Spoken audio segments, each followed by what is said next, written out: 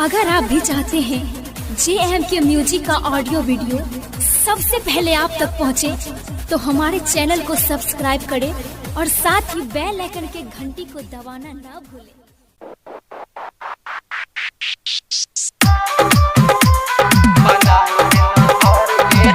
जय मां Katyani recording studio Mansi Shivnarayan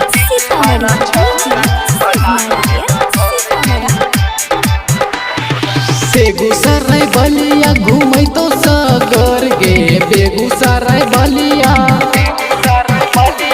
Begusarai बलिया घूमै तो सगर गे बेगूसराय बलिया घूमै तो सगर गे डीजे वाला छौरा के बनाई लेला भर गे डीजे वाला छौरा के बनाई लेला भर गे बेगूसराय बलिया घूमै तो सगर गे बेगूसराय बलिया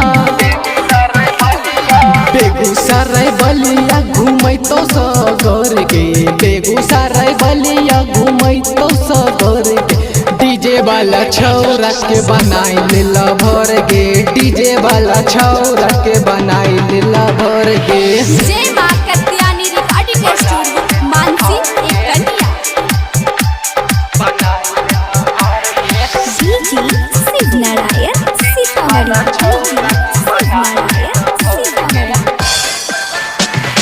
तोहरा जवानी के उठै तो सब बिल गे एक बेरी देखे तू देखे न अपन दिल गे तोहरा जवानी के उठै तो सब बिल गे एक बेरी देखे तू देखे न अपन दिल गे जारा में कर दो न देहिया थर थर गे जारा में कर दो न जारा में कर दो न देहिया थरा थर गे जारा में कर दो न देहिया थरा थर गे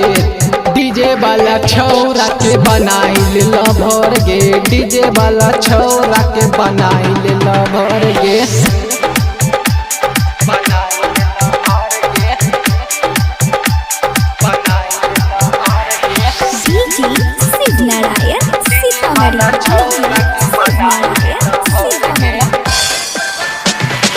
नहिया से नहिया मिला के कर ले प्यार के विकास के जैसा नहीं मिलतो दिलदार के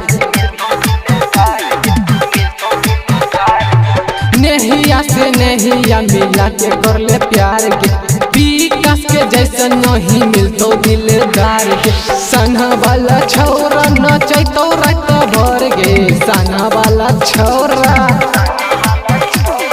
सना वाला छौरा नाचै तो रात भर गे सना वाला छौरा नाचै तो रात भर गे डीजे वाला छौरा के बनाई लेला भर गे डीजे वाला छौरा के बनाई लेला भर